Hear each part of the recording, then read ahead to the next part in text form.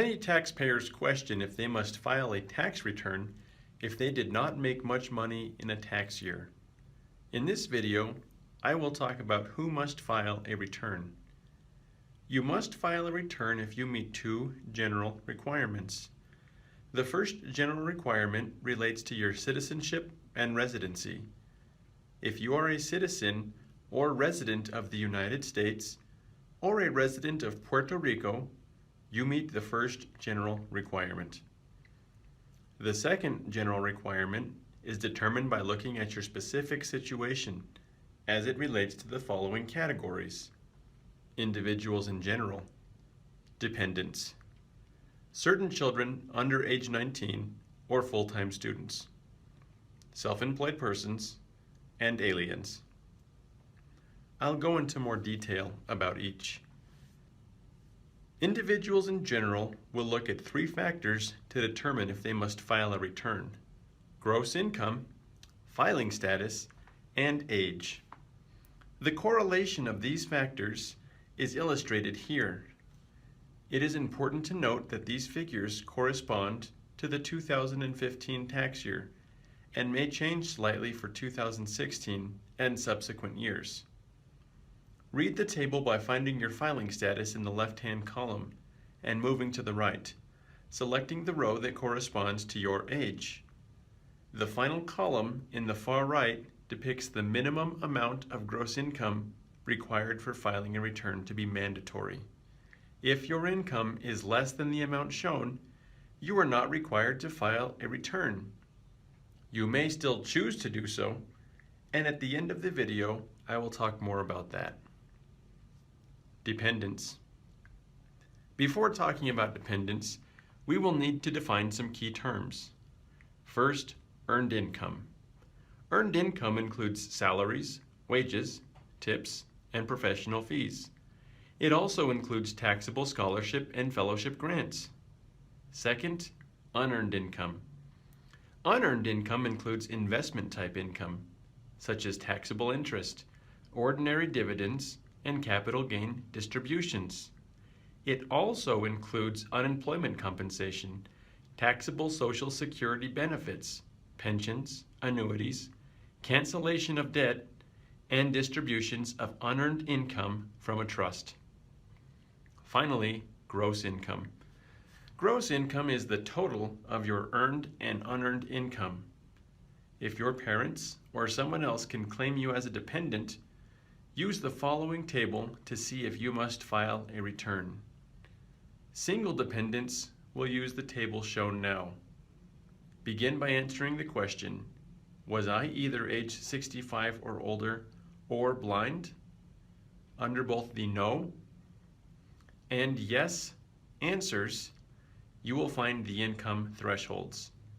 If your income was greater than the amounts shown, you must file a return. This table should be used by married dependents and is used the same way as the previous table. Certain children under age 19 or full-time students. If a child's only income is interest and dividends and the child was under age 19 at the end of 2015 or was a full-time student under age 24 at the end of 2015, a parent may be able to elect to include the child's income on the parent's return. Certain other conditions will have to be met as well. Self-employed persons. You are self-employed if you carry on a trade or business as a sole proprietor, are an independent contractor, are a member of a partnership, or are in business for yourself in any other way. You must file a return if your gross income is at least as much as the filing requirement amount for individuals, illustrated on the table for individuals in general shown earlier in this video. Also, you must file Form 1040 and Schedule SE if your net earnings from self-employment were $400 or more, or you had church employee income of $108.28 or more. Aliens. Your status as an alien determines if you must file an income tax return. If you are a resident alien for the entire year, you must file a tax return following the same rules that apply to U.S. citizens. If you are a non-resident alien, refer to IRS Publication 519 to find out if U.S. income tax law apply to you and which forms you should follow. If you are a resident alien for part of the tax year and a non-resident alien for the rest of the year, you are a dual status taxpayer. Different rules apply to each part of the year. IRS Publication 519 provides additional information for dual status taxpayers. Other situations requiring you to file a return include: you owe any special taxes, including any of the following listed below.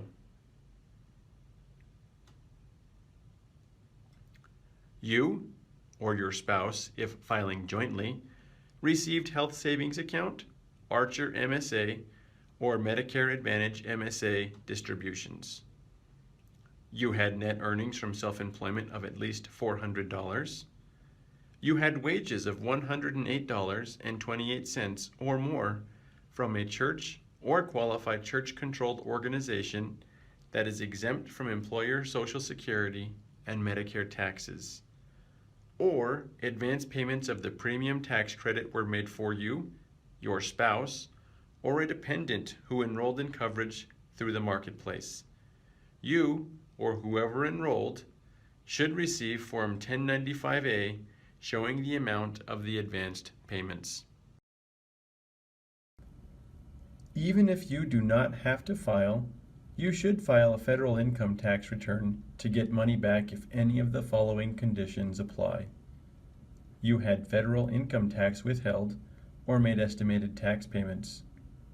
You qualify for the Earned Income Credit. You qualify for the Additional Child Tax Credit. You qualify for the Premium Tax Credit. You qualify for the Health Coverage Tax Credit. You qualify for the American Opportunity Credit. Or you qualify for the credit for federal tax fuels. If you have specific questions on if you are required to file a tax return or should file a tax return to get money back, click here to schedule a free, no-obligation consultation. For additional tips and tax-saving strategies, be sure to sign up for our monthly newsletter and subscribe to our YouTube channel for weekly updates. If you have a question you'd like us to answer, please leave it in the comments below.